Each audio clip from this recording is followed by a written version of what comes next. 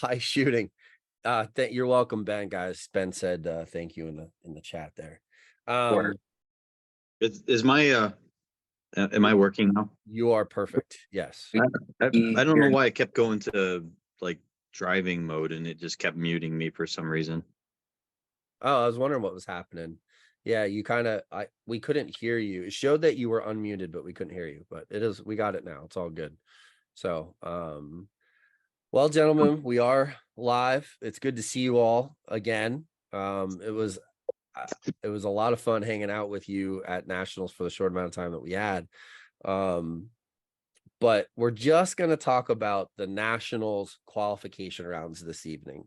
Well, I'm going to celebrate some of the ladies, and for the record, I put a request out for the ladies to reach out to me. I'd love to do an episode with our top 3 ladies from the national tournament as well.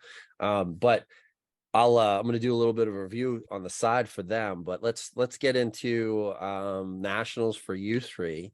And Matt, let's start with you. This was your first go around, and I know John has talked to you. I'm sure Robbie and I know I have about you got to get your butt out to shoot the 50-meter game. What'd you find out besides how to get on the podium? It's very, very, very difficult. I started out, like 2 months ago shooting quite a bit, and then started, we sold our house, so we've been building, so I've been super duper busy, but really didn't shoot at all. And I shot well for me, truly, I think I shot pretty good for where I was at, but realistically, whatever score I shot, which I don't even know what it was, I thought it was pretty good for me. I mean, that's just kind of where I'm at. Can you hear me fine? Yeah, we hear you just fine, man. You're good. Okay. I actually have qualifications pulled up here. You started out, and I'm curious where this was in relationship to your practice scores. Day 1, round 1, 314, 316. Day 2, you smoking 322, and then 310. Where were you practicing at roughly?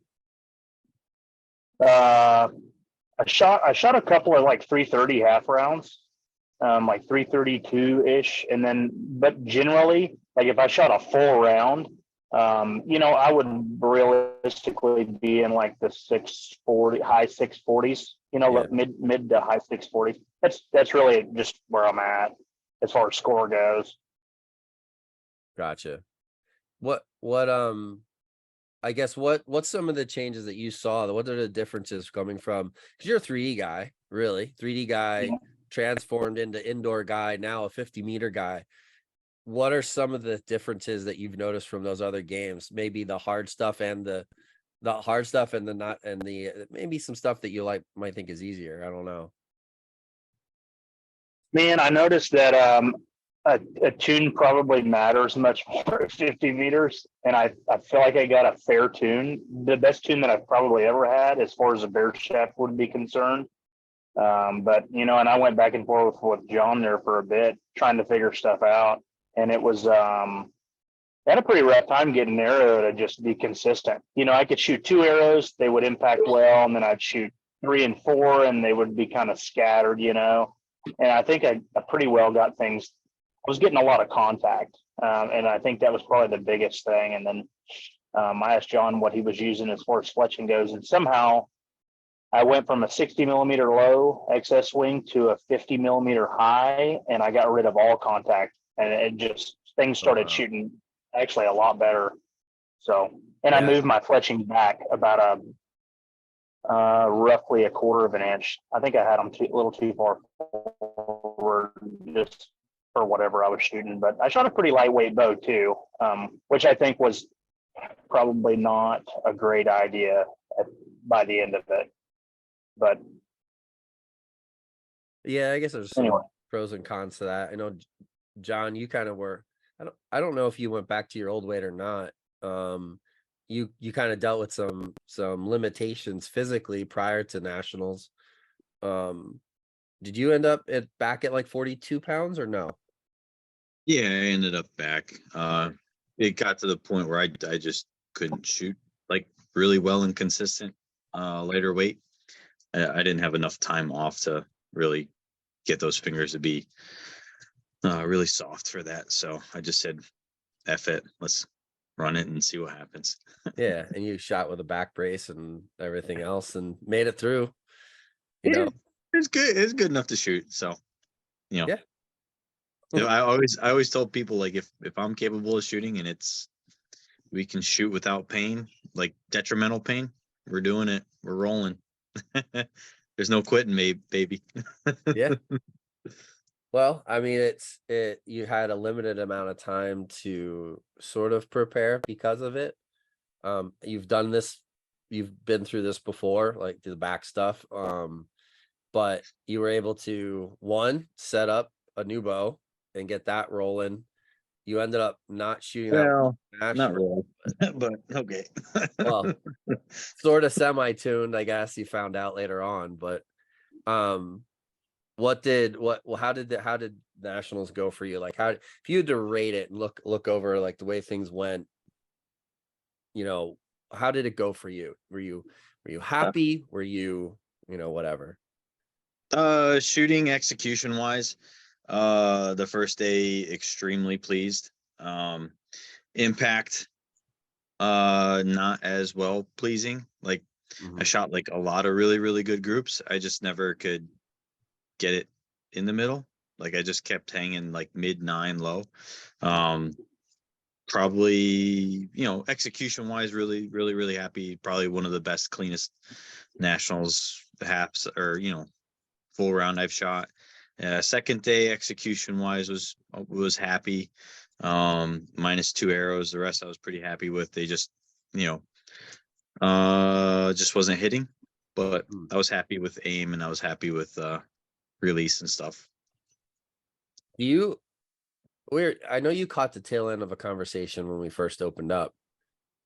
Do you kind of divert back to, was my release good? Was my aim good? What do I have to fix every single arrow type of deal? Or like, if it's good, it's good, I'm running the next one. Or are you constantly evaluating to make that next arrow better?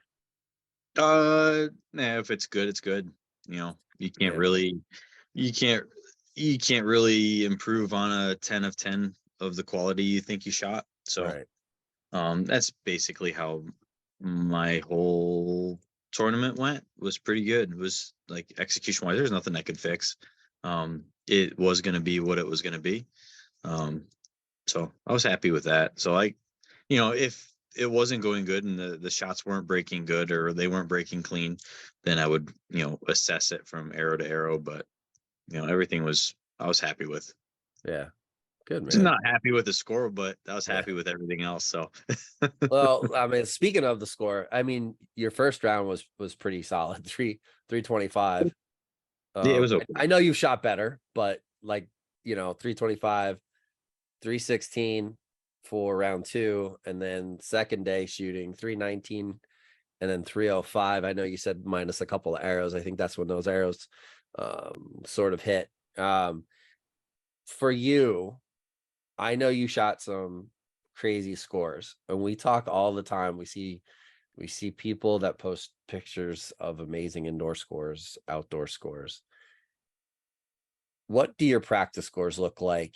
And in this situation, what's the comparison? What do you notice? Sometimes they're the same, sometimes not so much.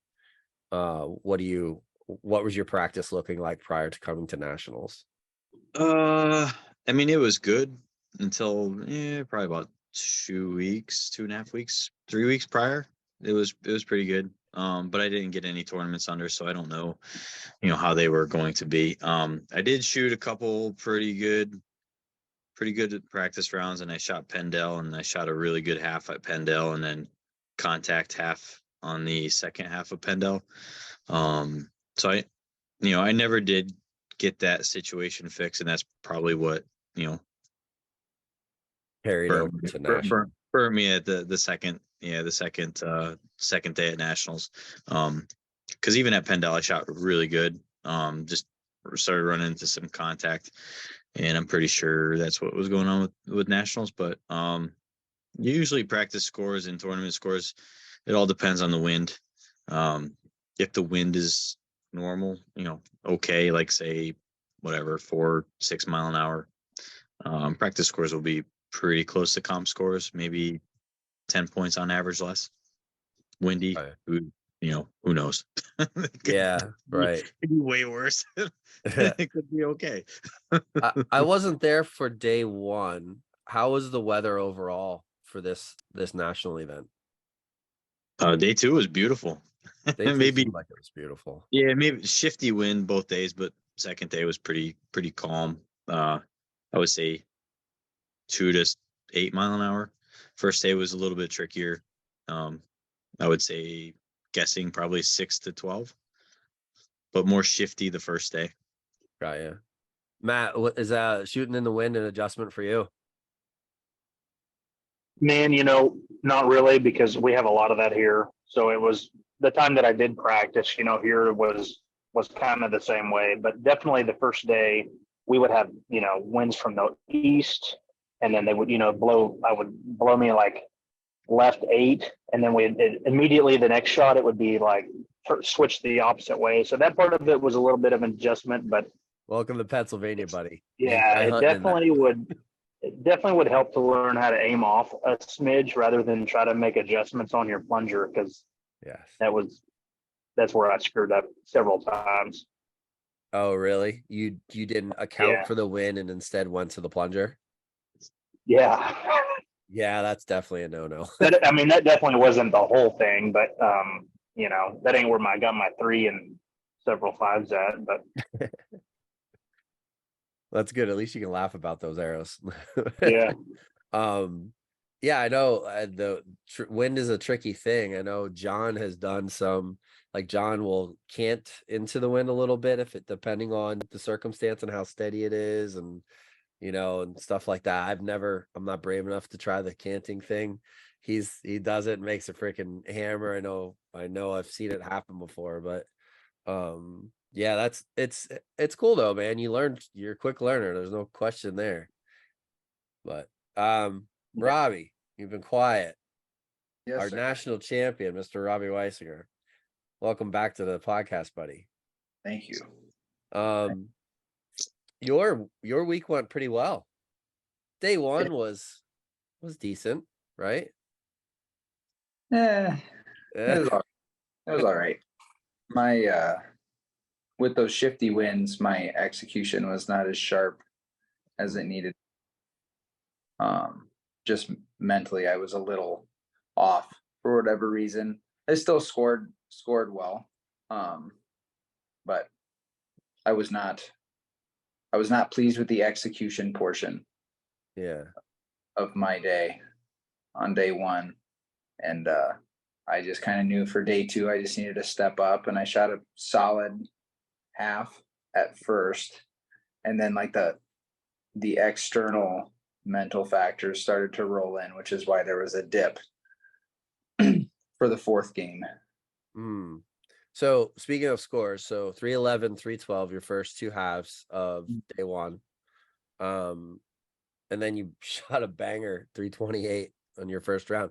What was the shift from day 1 to day 2, and where was your brain going into that first arrow of day 2? Where was the change? I sped up my execution. I gave myself a little more trust that it was actually going to hit where it was supposed to. Whenever I cut it loose, and the score could have been a 330, but I shot 7 arrows my first end.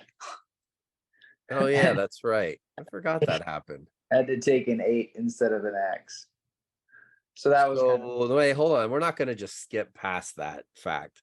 No. So let's explain what Hudson, happened. Hudson and I were shooting very similar arrows. I was shooting gold XS wings with a flow yellow knock, and he was shooting flow yellow veins with a flow yellow knock, which through John's scope was very and a lot of arrows in the middle. It was difficult to tell what was where. So when I was trying to count mine, I only counted 5, and I got up to full draw. I let down because it didn't feel right. And I look over the clock and I'm like, wow, I really ran this clock down. this, like, I should be done by now. Oh, well, pull up, shoot, right 8. And I'm like, whatever. I walk up there and I'm thinking, okay, I should have 6 in there. And I count 1, 2, 3, 4, 5, 6, 7. Dang it. So little mental error, and I did not let that happen again. But yeah, it's one of those things. It's a rookie mistake. It costs you points, and it could cost you a championship if you don't pay attention. Because I mean, we were within 4 points of each other, the top 3. So 50% of that was in one little screw up. It just goes to show you need to pay attention at all times. Yeah, I mean, you could play everybody could play the what if game. Oh, for sure. You know, Absolutely. if But- everybody drops, take away one of those moment of weaknesses, that whole outcome changes for the top 3. Oh yeah. Yeah. Yes. But John, you notice how he blamed it on you and your scope through John's scope. On scope. It wasn't my scope. If it was my nice Zeiss, we wouldn't have had that issue. But it was just It's a Razor HD, so there should be no problem. Especially your young eyes. I use binoculars most of the time. My scope sucked. Matt probably counted all 6 of them. He's like, "Yeah, Robbie, you're down 1. Let's do one more." Hey, Hudson only had 6 arrows in his quiver, and he walked off the line with 1 left to shoot. That's true. But Oh, I you- shot it. Oh, You that's did. right. You did tell us you did that. Yeah. Yeah. So you had another mental lapse. And explain that again. There's nothing really to explain other than I just got ahead of myself. I was wanting it to be over with. How much time was left on the clock when you shot your last arrow? You know what? I never looked at the clock one time ever. I don't think he was close. He shoots pretty quick. Yeah. I don't think any of us were remotely close to that clock. I think probably 45 seconds is probably an acceptable amount of time left on the clock, which is why when I shot that first round, when I was down to like 20 seconds, I was like, this is weird. I haven't had that happen. That's what happens when you shoot an extra arrow. Yeah. Yeah. And I can't even blame like mental fatigue on that because we were just getting started. Because I've made mistakes like towards the end of a field round, like a 4-hour day shooting a field round, and you make a mistake, like shoot the wrong target or, Oh yeah. misjudge something because you're not as sharp as you were right away. No, I was sharp and I just paid no attention. So as you rolled into that second half, you and John at one point, I think, were tied with only a few. I can't pull up. I don't know. I don't know if I can still pull up the running numbers. Let me see if I can. Day 2, I think you were tied going into like the middle of the last round or something. Did you mentally at any point in time? I do vaguely remember you saying that you were nervous. Yes, because Speak to that. I mean, Speak to that. I would like to say that I had no idea of where it was, but I knew it was close. Hudson was keeping score. He did make the comment at one point, is like, wow, you're only 4 points away from John and you're 4 points above me. And I'm like, sweet, awesome. Yeah. What a great target mate. Which, you know what? That's the game we play. You're at a high Preparing level. you. Like, if I can't handle that, Yeah. I need to really, and I couldn't handle that. I will put that out there. I couldn't handle that because it went downhill quick. But like that's the game we play. If we can't control it, we need to get better. Yeah, I guess it did. It didn't go downhill terrible. Yeah, Still won. I was shooting. Yeah, it still went. But It's all Yeah. relative. It is all relative. mistake You're of looking at my phone because I think we had like 2 or 3 makeup ends at the middle. I was looking at my phone and just distract myself. And one of my buddies was like, "You're in first. Good job. Keep it up." I was like, "You dickhead." right. Well, it worked Edit. out for you, Non-archery. It's the- John. Now you know what to do that in the future. And Matt, We'll just have to I did start it. texting Robbie Forever. throughout the tournament. Hey, good job, buddy. You're in first right now. We know his weakness. For now, it's a For now. weakness. It's one of We those know things that's we know getting. his weakness, but Yeah. I'll never play it. So you're safe with me, Robbie. Thanks, John. Thanks, John. Well, you kind of got the monkey off your back. This is something that you've Mhm. been chasing. You know, to get a legitimate opportunity to take everyone, but I know like John, you guys are good friends. And you've been talking to John. What's that? We were. Where We were. you know, but you've been talking to John since day one, since you picked up a barrel rig. Mhm. So there's a testimony to what the information that you've received from John and Absolutely. many other people as well that has propelled you to where you're at. Matt, same situation. Like this guy bends over backwards to help people. And you've reaped some of those benefits as well. So Sure. I think it's I mean, John Ware, and I joke about it, but John Ware's introduction a few years ago when he was in the coaching box for Dilly, I think, or he was like, or maybe you were going up. I don't remember. He's like one, you know, somebody who's done more for the sport. And I don't mean to put you on spot, buddy, but it's the truth. Like you've helped so many people. You know, and then to see you show up and you're not really 100%, but still be able to, you know, to lay down good arrows, be on the podium, give this young buck with his fresh eyes a run for the money, and really take it down to the wire. It was fun to watch. I'm not going to lie. Like I didn't get to go down and shoot this year because of work. I got to come down last day and see you guys shoot. It was fun sitting back and watching everything play out. I don't get to do that ever. It's literally a pleasure watching all of you compete in this sport, hands down. Like there's moments where I can see why people don't like and just enjoy watching when you know the inner workings of the game. Like I'm sure there's a lot of people like while everybody's shooting and scoring, it would be cool to come over and sit and watch these scores change hands. And almost like I wish we had like a mic'd up version of you guys. No, you don't. No, I do. I 100% No, you don't. maybe not for public consumption, but Like it that's words. yeah.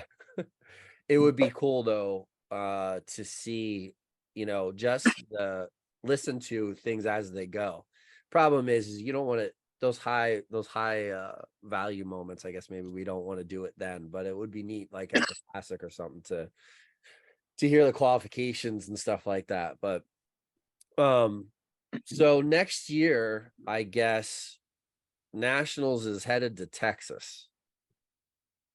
You guys all planning to go? Yep. Matt Hudson's going. Robbie, you're going.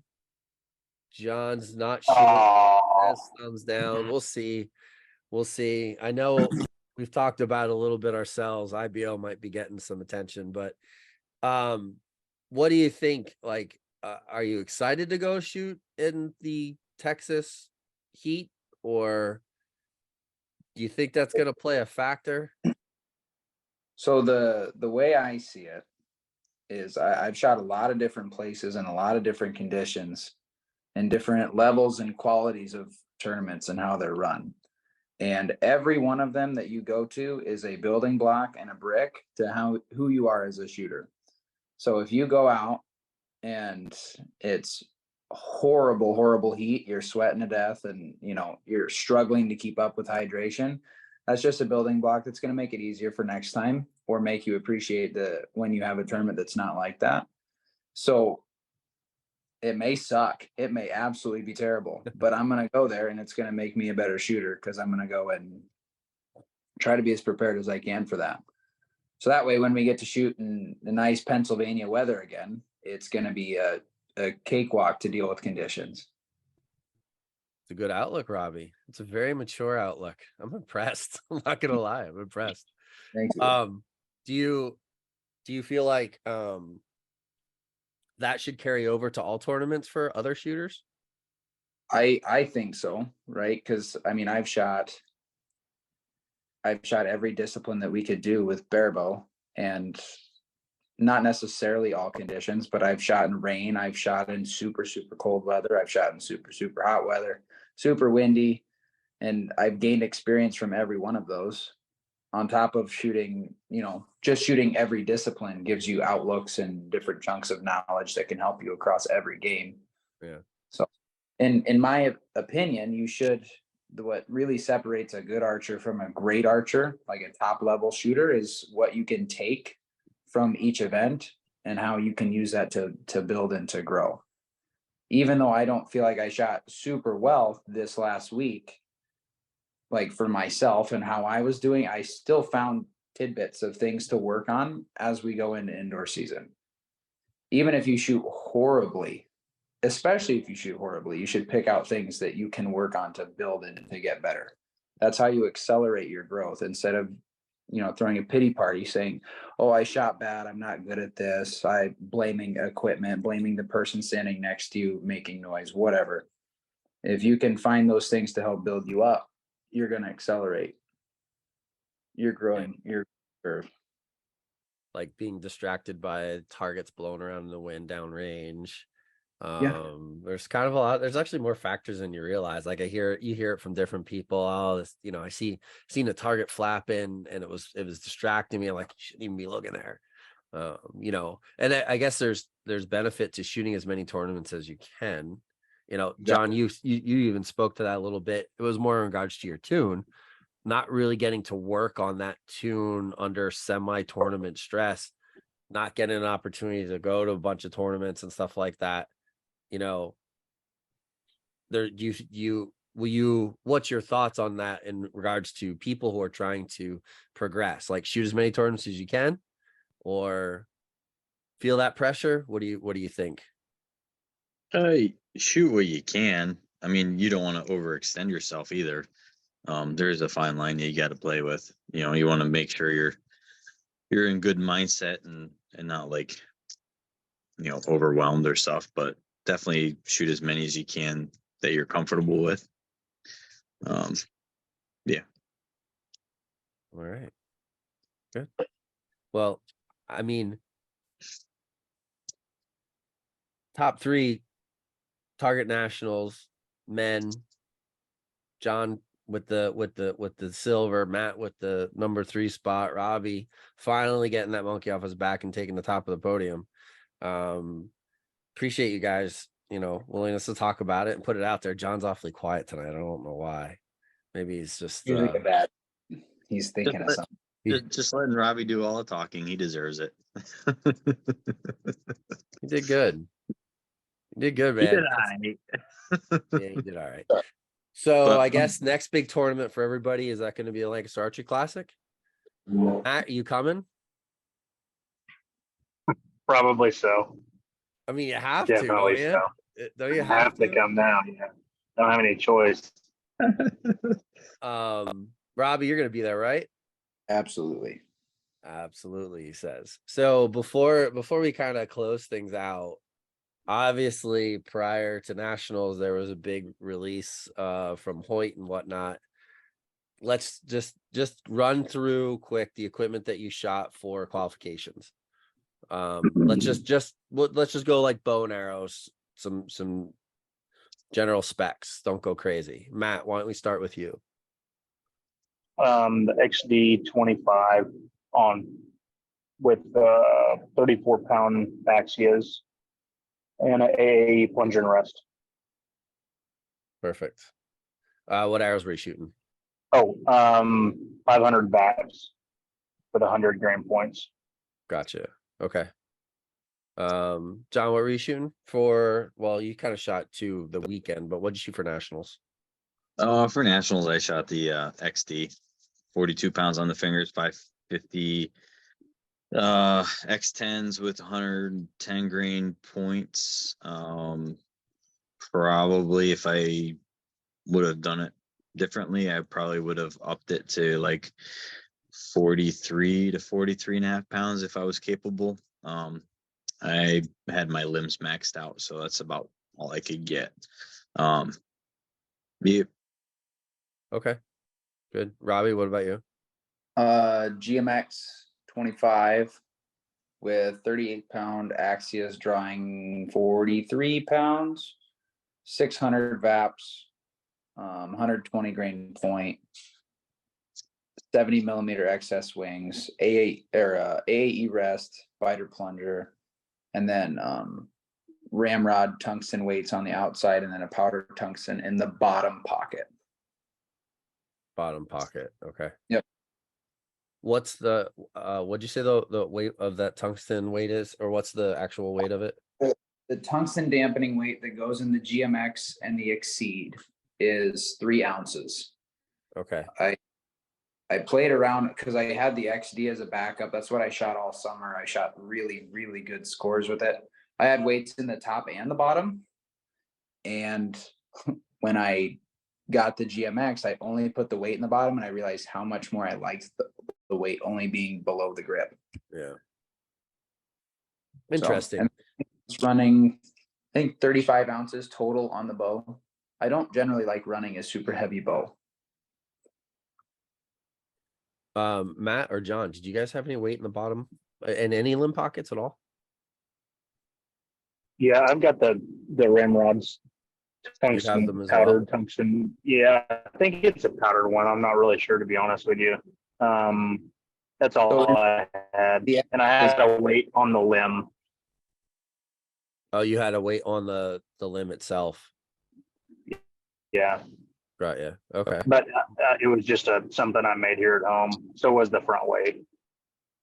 Just to give you a little bit extra. John, did you have any weight in the limb pockets or no? No, I just had a 40 ouncer in the front and a 16-ounce kicker in the back. Yeah, I think the same you shot last year, if I remember correctly. Something similar. Okay, good. Well, No, last year I shot the Epic. oh no, yeah, you shot the Epic, but I think didn't you have weight in the back last year too? Or no? Yeah, I feel it's like you might have. at Lancaster. Yeah. Yeah. Okay. All right. Good stuff. Anything else, guys? Yeah, I'm super proud that Matt came out and just slayed it his first time out. It was pretty impressive, and it was awesome to shoot with him and Robbie on the top bail. It was fun. I would suggest anybody that is ever interested in doing it to come out and do it. You won't really find a collection of bigger the volume of barebow archers at a single event on the outdoor circuit than this one for sure. Yeah. Hopefully next year's tournament being in Texas gives some people in the southwest side of the country and just the central to south area in general a better opportunity to get to a national event and shoot the 50-meter game. It's a fun game. It's absolutely a fun game. And help grow that class and continue to push forward. You guys, did everybody shoot teams? Matt, did you shoot teams this year? You did. No. Okay. I think that's the other aspect. I think what did we miss this year? They had All the teams. Yeah, they just didn't have the male female teams, right? That's also a huge part of this tournament. That's a lot of fun. I definitely missed out on some of that this year. It stinks, but it is what it is. Definitely try to get into it, and if you guys come to nationals, try to get hooked up with a team, shoot with somebody else, and shoot those head to heads as well. It's a lot of extra arrows too, but it's good practice for the weekend. That's for sure. Grayson says, "Congrats, guys! Just so you know, he blew kisses." Okay. So are the teams the way that they were this time? Is that typically how they are? Yes. Male and female together, or That's called mixed teams. is that So how they go normally go?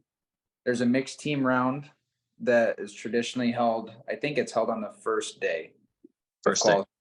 And then there's the same sex team rounds. So there's a men's team and a women's team, and they're comprised of 3 archers that each shoot 2 arrows per end, and it's the same set score type. So it's Okay. the first of 5. Yeah. In the team. John might be the reigning champion on that one, if I remember correctly. Nope, he is not. Oh, I thought he was.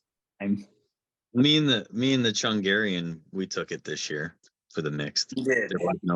There was no men. I shot like crap and I let Scott and Steve down on the men's team last year or 2 Oh, years. okay. Was it last year? Last year, yeah.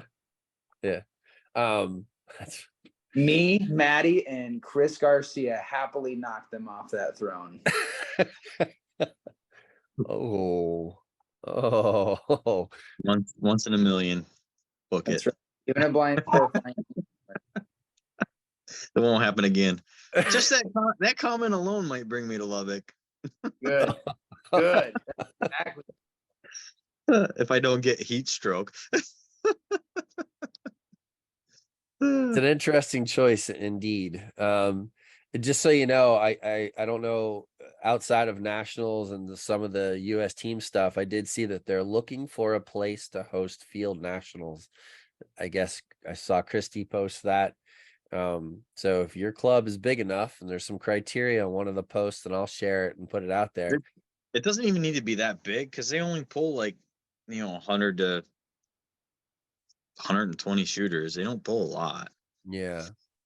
Yeah, it's Somewhere in the Midwest. 30 acres, I think, is 20 to 25 to 30 acres or something, they said. So Get Eric to talk York Archers are doing it. I don't know if they have the parking. That might be the They have only a issue decent, there. like I said, there's not that many people that Yeah. actually shoot it. But they have a pretty slick, tricky little course at York. Or even like Middletown. Well, that's a kind of a flat. That's pretty flat, but it is what it is. York would be a good one. Yeah, York had some pretty cool shots. They had like some 15-degreeers, long 15, 20-degree. Yeah. Matt, have you shot the field yet? Field game?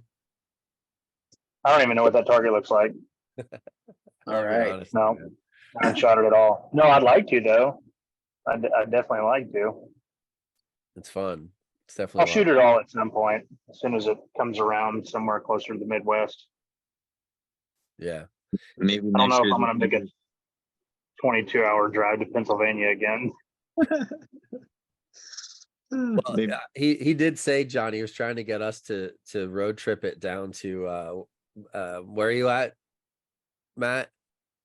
Oklahoma. Yeah, We'll take to the bus. Oklahoma, and then drive down with him on in his bus or whatever he's got. he's got like a traveling archery Not that archery far. bus. Traveling circus. That too. We get a clown car. We'll all hop out of the clown Close car. enough. Here come those Barebow guys again. Completely true. All One right, day, guys. One day they'll figure a way to keep us from coming to all of them. Oh my gosh, I hope not. We'll see. I saw they have a payout for Arizona Cup for us now. Get out. $600 for first, which is the same as the Masters. Yeah. So they're paying out Barebow now.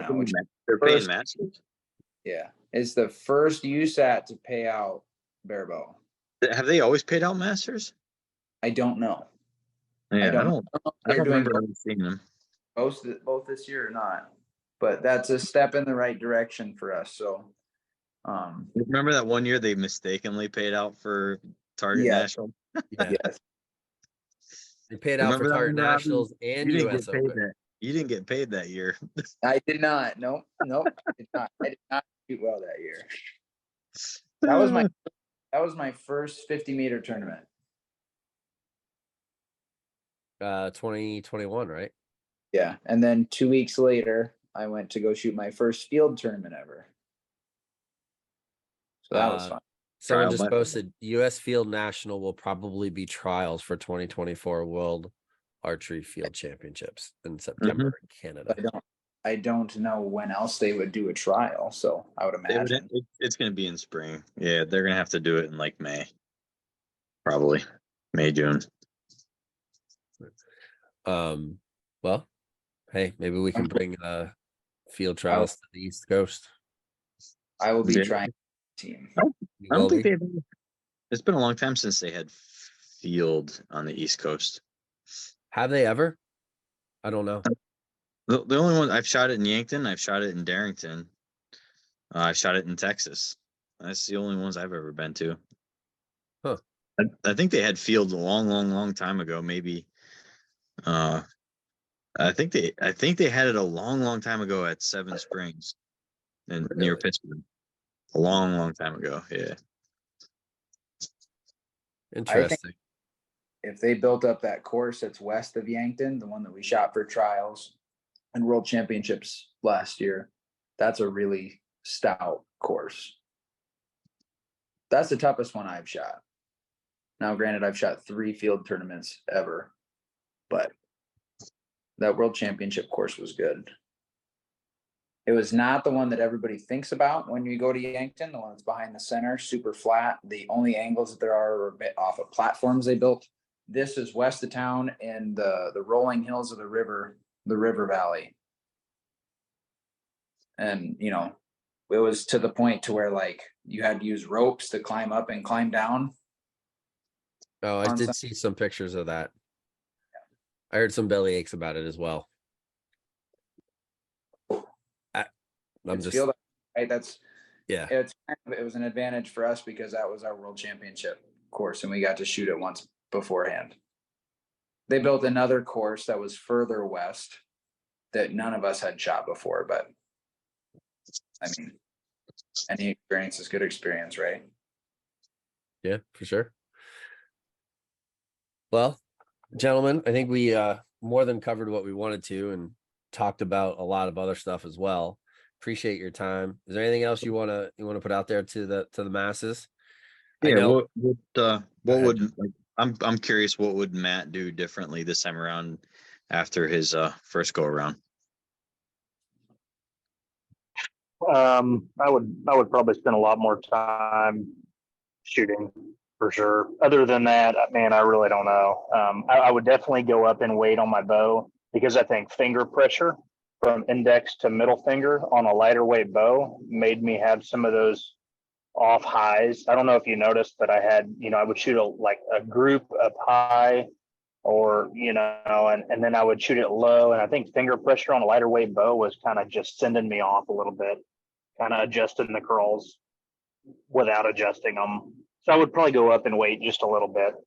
And I was about 36-ish, 37 on the fingers. So it may not help, but it'd be something that I'm going to try for sure.